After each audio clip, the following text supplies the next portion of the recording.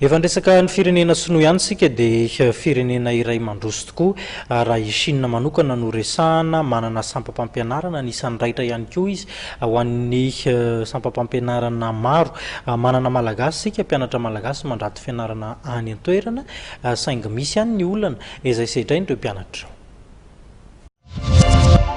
Misy ireo mpianatra no tsy mahazo ny mari-pahaizana na ny diplôma noho ny tsy fanefana ny trosany any Chine, raha nambarany Alexandre Randrianjanahary, filohan'ny fikambanana APBM io maraina io. Nambarany fa ny tsy fahazahoana ny vatsim-pianarana ara-potoana no tena antony izany. Mpianatra roa no efa namony aina noho ny tsy fahazakana ny fiainana vokatry ny tsy fahatongavan'ny vatsim-pianarana ara-potoana izany, raha nambaran'ity filoha ity. Nanohy ihany koa izy fa tsy fanaratsiana fitondrana no ataon'izy ireo fa fitakiana fotsiny. Fanambarana tsotra zany sy fanazavana ny antonantony no ataona eto.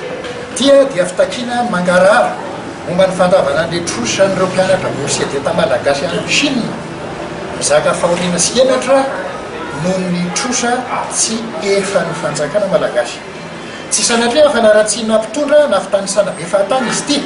Fa tianay angarahara amin'ny vahoaka malagasy fa noho ny trosa tsy voalohan'ny fanjakana malagasy amin'ireo université any Chine dia tsy nomena zanatsika malagasy ny diplôma sampany fianarana ny areta 5 na 6 taona tany atany lavitra tany nanomboka 2011.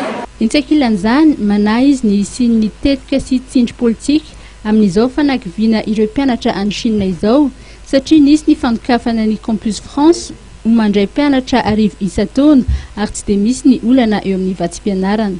Raha mandinika izay hoe sao lahy mba misy tetika sy tsindry politika amin'izao fanakiviana ny mpianatra tany Chine izao.